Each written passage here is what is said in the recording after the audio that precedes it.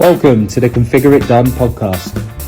The ConfigureITDone Podcast is a place where successful thought leaders in the SAP space come to share their leadership styles, their tips, and their unique stories on how to run successful large-scale SAP programs. Listen to the podcast to learn from their successes, their failures, their career stories, and their inspirations. This podcast is in partnership with the Black Dog Institute, who aim to create a mentally healthier world for everyone. If you wish to support the cause, please donate via the link below. Welcome to the ConfigureITDone Podcast. I'm absolutely honoured to have Bruce McKinnon on today. Bruce, I think you are probably one of the most well-known people in the SAP market in ANZ. We've had some fantastic guests before, the likes of Sahida Frawley, Alex Aitken, Stephen Wells, Richard Arkell, and your colleague last week, Lisa Peters, as well. But I'm certainly excited. I know Sara is certainly excited to get to tap into your knowledge and insights. And you have a few predictions over the next 12 months as well. But good to have you on, Bruce. Well, thanks, Jay and Sara. Lovely to be here, and I'm obviously flattered by your intro. I'm not sure that's really accurate, but nonetheless, it's great. And look, appreciate all the work we've done together over the years, and your support for Accenture, which is where, of course, I now am. So, but thanks for the opportunity. No problem at all. We certainly be asking you a few questions about Accenture later on and your role there and the plan over the next 12 months. But I'm sure there's not many people in the market that don't know you. But for those that don't, I'm going to ask Sara to do a really quick fire question round. It's an addition for series 2 that we've had in the podcast. I'm going to set the timer for 3 minutes, and Sara's got 20 questions. We're going to try and rattle through them as quickly as possible before tapping into your knowledge. You ready, Sara? Ready. Let's see if we can set a new time record. Okay, so what's your full name, Bruce? My full name is Bruce Kenneth McKinnon. Any nicknames? Nicknames? Look, not really, but people have known to call me Bruiser from time to time. not that my physical appearance would suggest that. Anyway. And where are you from? I'm an Aussie, so I'm actually third generation Aussie. So my grandfather actually emigrated out here from Scotland a long time ago. But I've grown up here and have travelled a lot internationally. But an Aussie. Well, I might give away your age then. How long have you been in Australia? Well, I was born here 54 years ago. So there you go. And I think we all know it, but where are you currently working? Currently working at Accenture. So have been here now for actually just ticked over 10 months. And having a great time. And best job you've ever had? Best job. I'm going to have two. Well, one was at PwC, where I worked in the mid to late 90s during the kind of the R3 boom, which for those people who are around long enough would recall with some affection. It was a huge growth. And the other, apart from the current one, of course, but the other one was SAP itself, where I worked for 12 years. And that's an amazing organisation with amazing people. So I really enjoyed it. And worst job? Worst job was, no, actually, I'm not going to answer that one. I think if I did, I may offend people that I worked with at the time. So that's not appropriate. And favourite sport? Favourite sport? Well, I used to play a lot of volleyball. So, in fact, many years ago, I was in the Australian team, briefly, not for very long. But so I used to play a lot of indoor volleyball. So that's still my favourite sport. But my other one that I now watch a lot, and I wish I played when I was younger, is AFL. Your daughter plays AFL as well, doesn't she? She does. So my daughter, I'm very proud. My daughter is the ruck for the GWS Giants in the AFL women's competition. So for anybody who's a fan, you can't miss her. She's the biggest and tallest person on the field. So keep an eye out for her. Thanks after Dad. And favourite beer? Favourite beer? Definitely any kind of good pale ale. I love. Nice. Favourite meal? Favourite meal, it has to be Japanese. Nice. Especially when I worked for SAP, I did a lot of travel around the region, APJ. And I love all sort of cuisines, to be honest. But it's the usual question: if I was being executed tomorrow, my last meal would be a nice Japanese meal. I think I'd have the same answer. And your number one lockdown tip? Number one lockdown tip. That's a good one. I would say exercise. We were just talking before the recording started here about making sure that you set aside time for exercise, and obviously without flouting any of the government rules, get out and about as much as possible to take advantage of those exercise stints. And how do you keep yourself sane? For me, it's I love watching sport, but I also I read a lot. So I like reading mainly non-fiction, history, biographies, political biographies. So any recommendations, Bruce, on a good book? This is going to sound a little bit elitist, but there's a book. There's actually a series of books by an author named Robert A. Caro. It's a biography of Lyndon Johnson, who was a president of the My mum read that. And it's in 4 volumes, so it's not a light read, but it's one of the best written books I've ever read. It's absolutely outstanding. So I have read it. I'm going to read it again after I retire in a few years' time. And if you could describe your management style in one word, what would it be? Empathetic. Nice. All right. Home stretch now. Favorite music or film? Favorite film, Star Wars. I've watched it hundreds of times. Excellent answer. Best holiday destination? The Kimberley in northwest Western Australia. Nice. Absolutely outstanding. I recommend everybody put it on your list. It's one of the most beautiful places on earth. Put it on. And bucket list thing to do? Have to be go back and travel again, whenever that might be. You're the second person to say that. Yeah, both around Australia, but also internationally as well. I don't know when that's going to happen, and it's obviously going to be very different to what we've experienced before, but definitely. And favorite city? Favorite city it is Sydney, where I live, but I do love Tokyo. It's a great place, just a fascinating place. And then the people are just so friendly. It's amazing. Definitely. And if you weren't an SAP, what would you do? I probably would be. I'd be studying history, or maybe going to politics. But it's too late for that now. Could see that. Never too late. And one last fun fact about yourself. So one fact, yeah. Actually, I touched on it before, which is that I used to play a lot of volleyball. So represented Australia in 1990. So a long time ago. Managed to play overseas in locations like Japan, India, and other places. And I am quite tall. So in the metric system, I'm 193 centimeters. But I stopped playing because I realised that I was too short to really play at a really high level. So most of the people that play in that position in volleyball is more like 205, 210. So just way too short. Brilliant. Well, thank you for that introduction, Bruce. Like I said, for those of you who don't know, hopefully you know Bruce a little bit more now. So let's get into the crux of it, Bruce. I'm really excited to hear about your story. So how did you get into SAP? Yeah. So thanks, Jay. This is actually my second stint at Accenture. So I actually started as a graduate. Back then they were called Arthur Andersen. So for those who know a little bit about the history of Accenture, it was originally one of the big 8 audit firms. Now there's only 4, of course, but back then there were 8, and Arthur Andersen was one of those. And anyway, I started as a university graduate, so I was very lucky to be employed after doing an IT degree. And after a couple of years of programming, I was put onto an SAP project at a customer, Esso Australia. Back in those days, it was the R2 mainframe product, so a long time ago. And I was configuring the RKP and RKA modules, which are project systems and internal orders. I had no idea about accounting, which was a problem, so I had to quickly learn how the T account worked.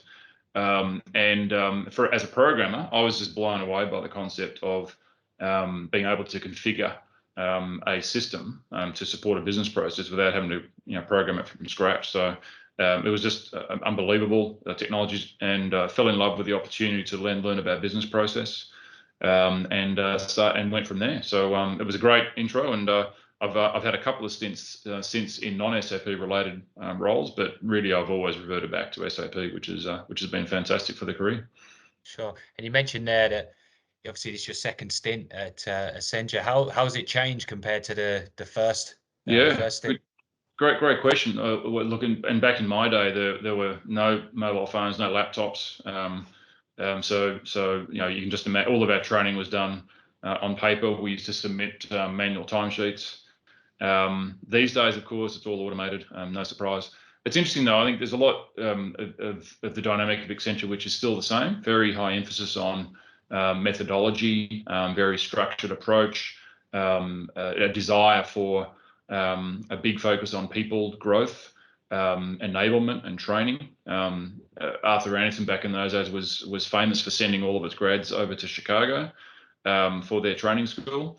That doesn't happen so much these days, and obviously in COVID it's impossible, but there's a lot of elements of that focus on people, training, structure, methodology, delivery, consistency, all of that. The differences, though, of course, so it's a lot bigger organisation than it was back then, a lot more international, and it's really interesting to see how Accenture has grown over those years and being able to still deliver great outcomes for our clients. So yeah, a bit the same, but a bit different as well.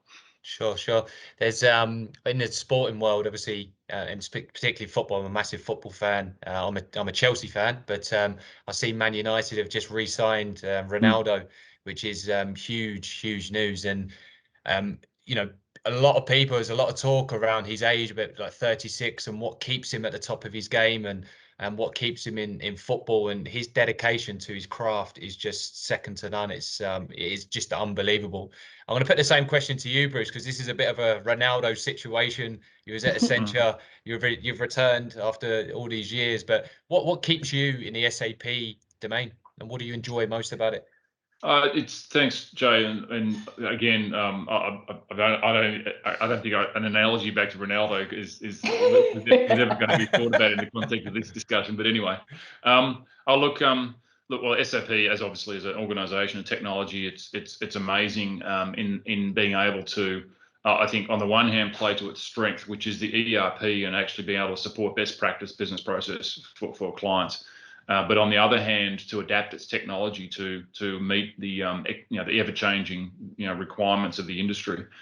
And from an Accenture point of view, look, it's been a long time since I've been doing sort of configuration within the product myself. I'm now involved mainly in working with clients at the executive level, managing the practice, setting strategy, and so forth. But I do like to think that I'm inherently curious about where the industry is going, where SAP is going, and all of the recent strategies around SAP's RISE announcement have been really interesting. And obviously it's part of my role to help Accenture adapt to that and to provide great service to our clients. So I just love learning about what's going on. I love hearing about what great outcomes, and it doesn't have to be Accenture for that matter. It can be anybody in terms of what's being delivered to a client, and that mixture of SAP being consistent enough to allow or to encourage clients to adhere to best practice,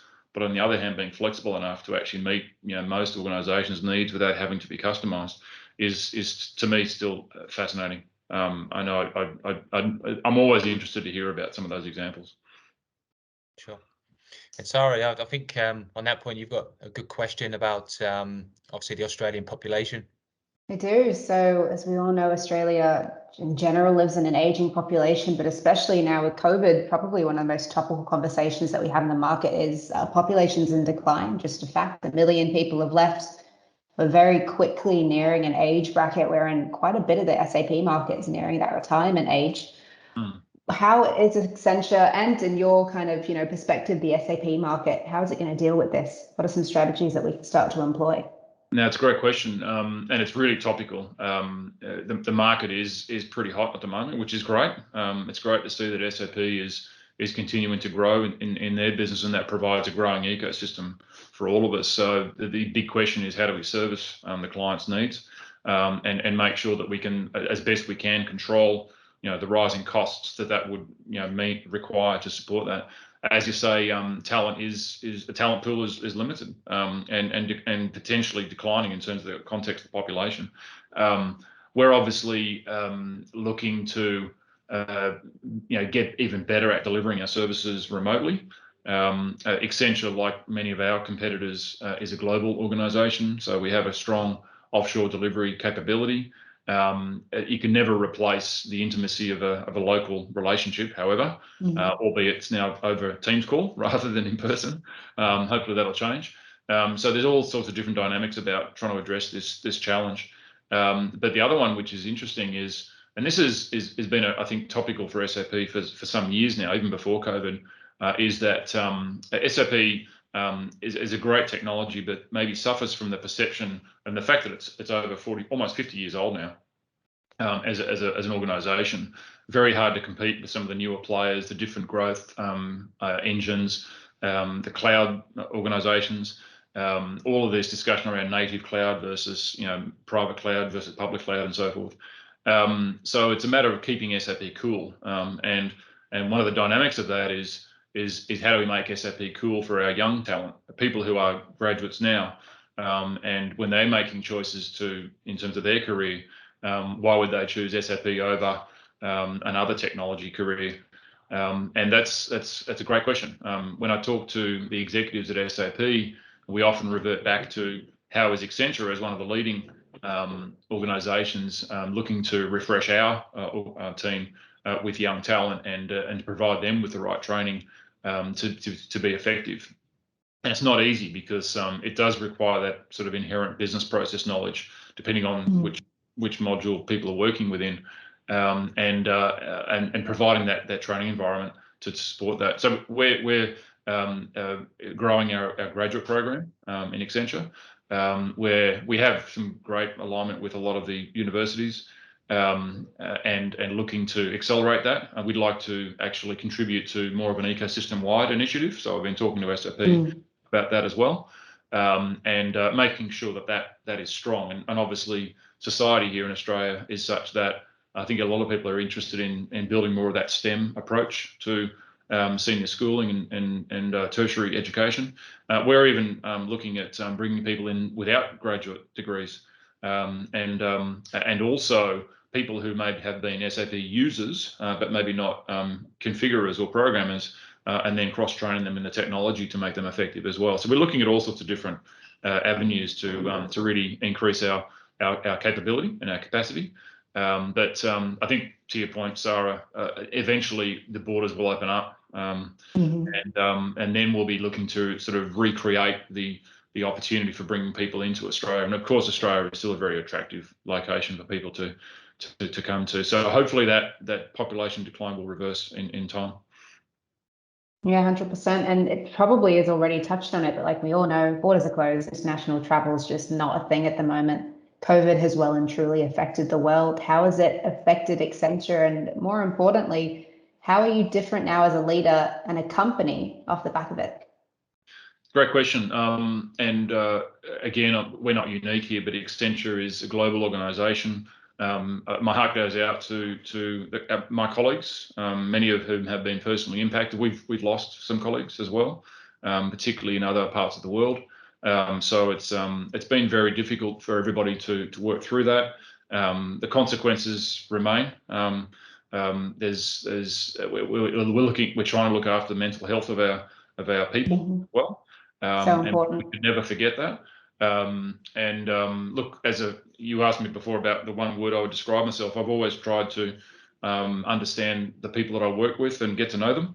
I think that that's really important at this stage, is to just think a little bit about who's on the other side of that Teams call, and their circumstances.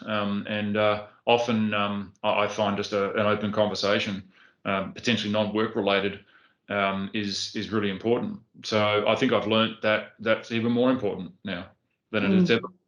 It's always been important, but it's crucial now. And sometimes I have my regular calls with my team on a one-on-one basis, and we don't even get to work matters, and we just talk about what's going on in their personal life, kids, their relatives.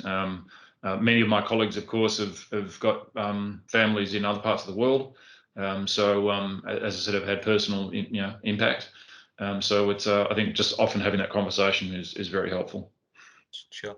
And when we had Alex Aitken on the podcast, that was the big word and big takeaway I got out from it, and it's that empathy. And I'm hearing that from yourself as well, Bruce. Really getting to know your team and what motivates them and their drivers and how they are before even touching on work. Such an important piece. Onto the next question.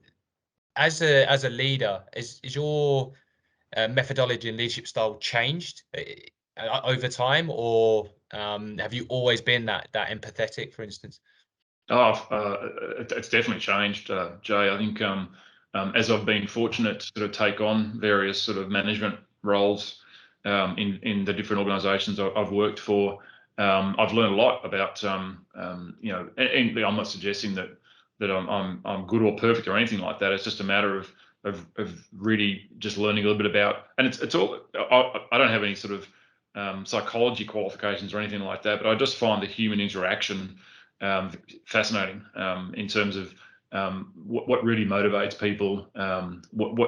Everybody's different, and really just providing. And for me, it's been a case of just trying new ways of actually managing and leading people, seeing what works, trying to be open.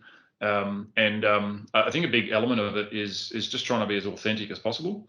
And I've found that usually works. Doesn't matter what form you're in, if you're authentic and open and truthful. You can't be truthful about everything in some circumstances, but in many cases, even in very difficult situations, just being open about what's going on and then why we need to do certain things. It's the best way, I think. I mean, a good example might be way back. I was working at SAP during the GFC back in 2009, and unfortunately, like a lot of organisations, we had to let a few people go.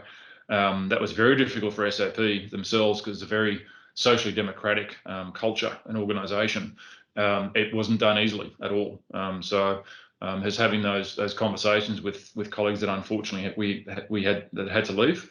It teaches you a lot about actually how to conduct yourself during those conversations, and like when you need to stick to a script and maybe when you go off script and so forth. And there's no sort of golden rules about that, but I've just found that being authentic usually works, and it helps to build trust at the end of the day, which is what you just need to have in an organisation to be able to provide that opportunity for people to work there.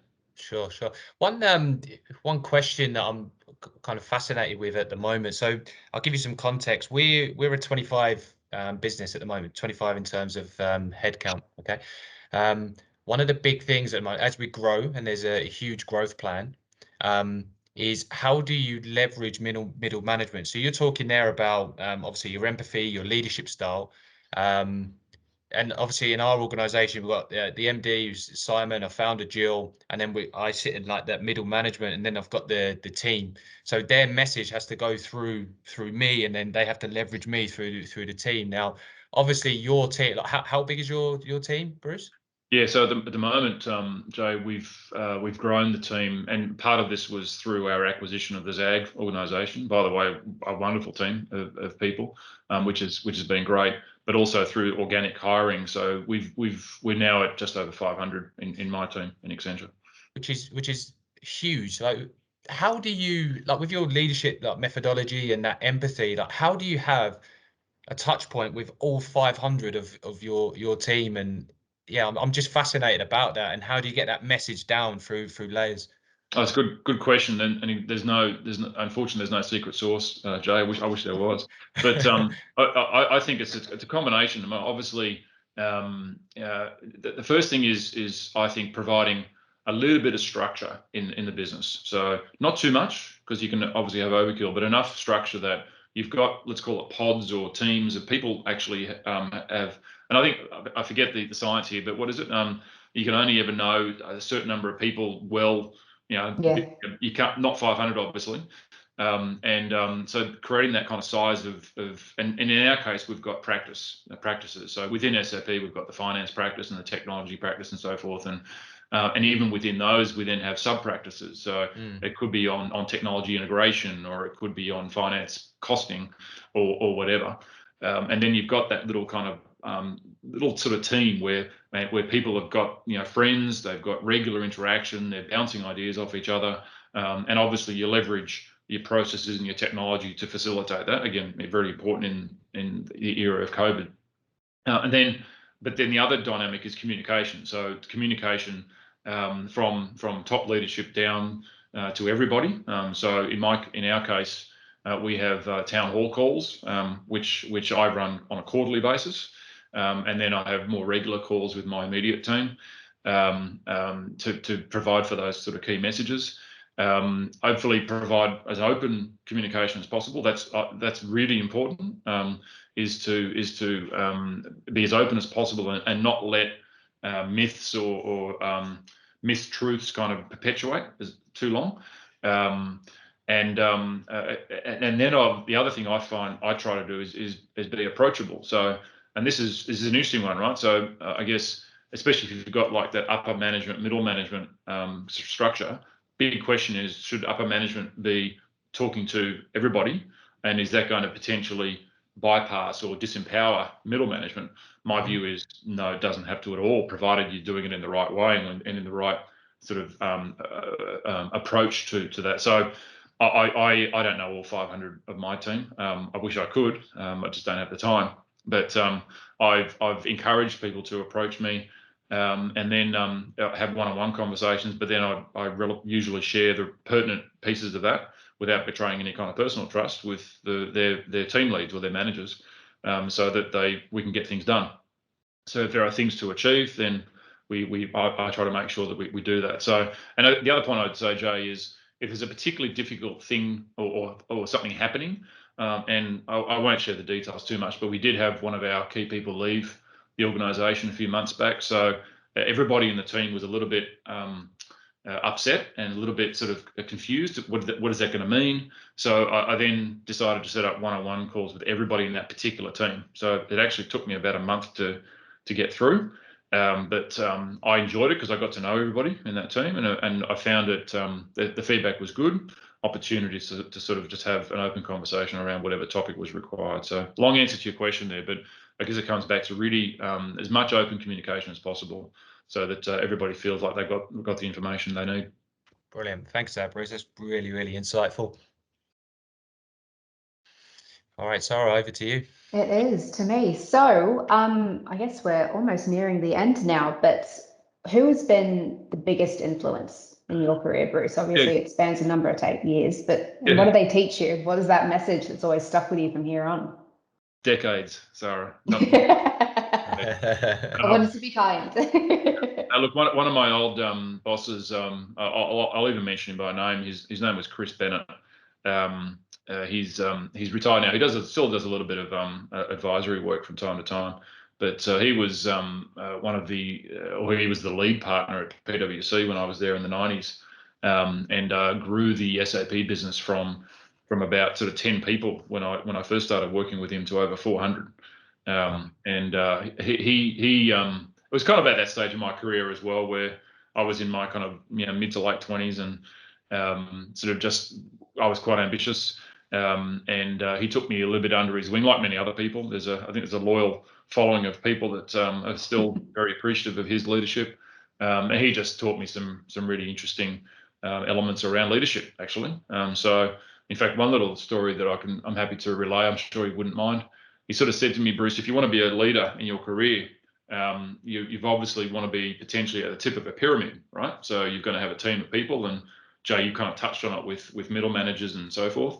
And he said, if people don't want to work in your pyramid, then the foundation is kind of crumbling, right? So it's really hard to build your pyramid big higher with a crumbling foundation. So what you want is to create an environment where people actually like working in your team.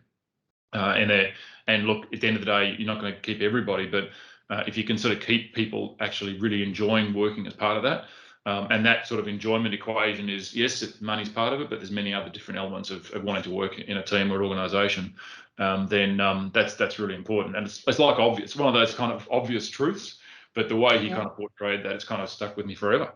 So he was definitely one of my there's been many others as well, but he was definitely one of my mentors.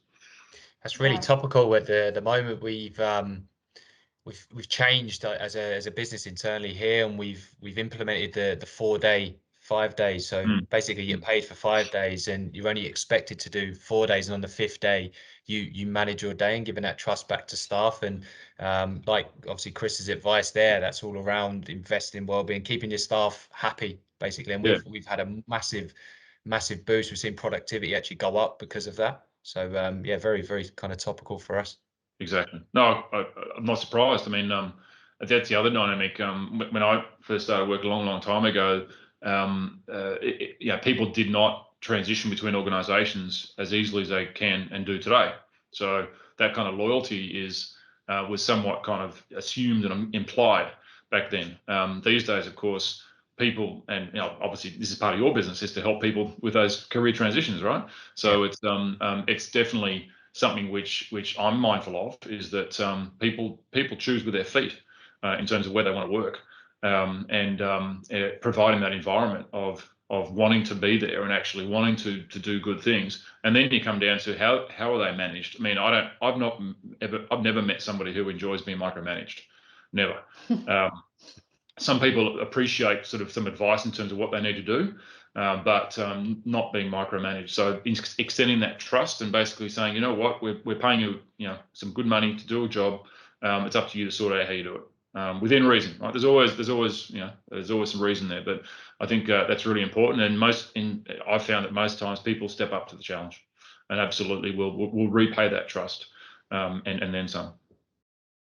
Yeah, 100%. 100%. In fact, a lot of the clients that we've seen having had success, particularly during the last turbulent, 12, almost 24 months now, are the ones that had open communication, because it built the trust, it built the loyalty, and the rest just naturally flowed really into benefiting the company, benefiting its staff. And exactly. For you, it's probably almost the final question. What would you tell 21-year-old self, Bruce?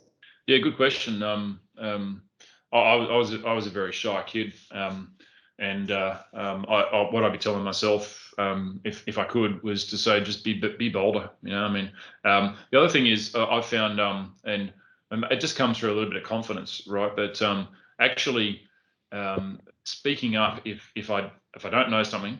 I've learned this adage. There's an old adage. There's no such thing as a stupid question, only a stupid answer.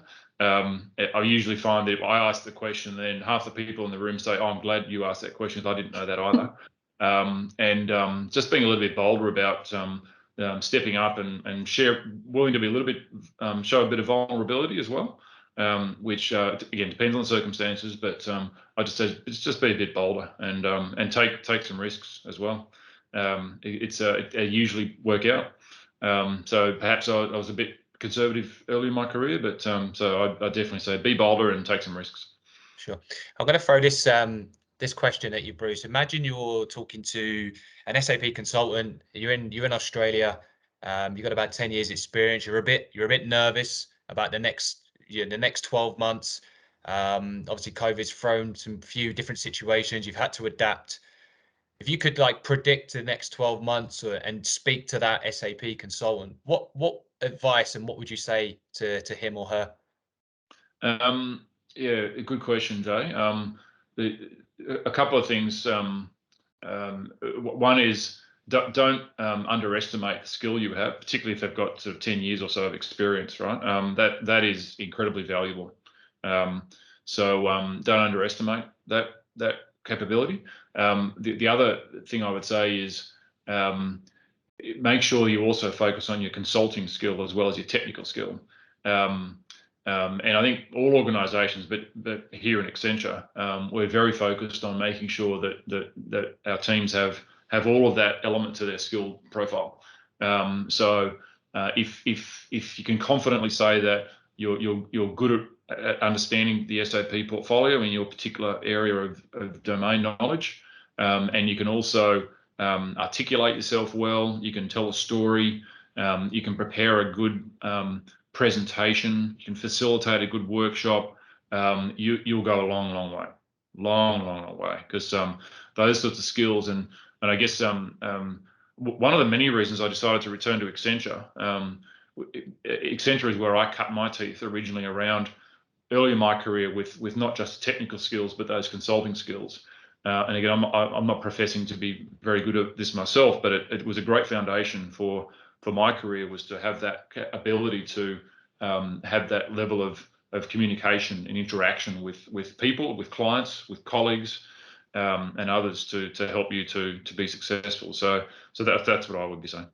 Excellent. That's a great insight. Thank you, Bruce. And lastly, before we go, and I want to say again, thank you for your insights there. It's absolutely amazing to hear that. I'm sure you'll be giving a lot of people confidence in the market as well.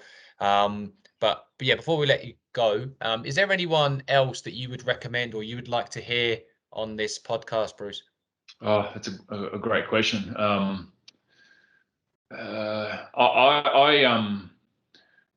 like how you obviously I was honoured to be asked to come along, and you've mentioned some great names already, many of whom I know. It would be good, and I won't name specific names, but I think other leaders in SAP related consulting businesses, even other executives from SAP. You mentioned Alex and Zahida, which is absolutely great. But other leaders, I think I would presume that your audience would be interested to hear about future trends, what we think is hot versus maybe what's not. Yep. So that would be, I think, my answer to that question. But look, this is great, and I really appreciate the opportunity to contribute. Excellent. Thank you again, Bruce. Really appreciate it. Thanks for coming on, Bruce.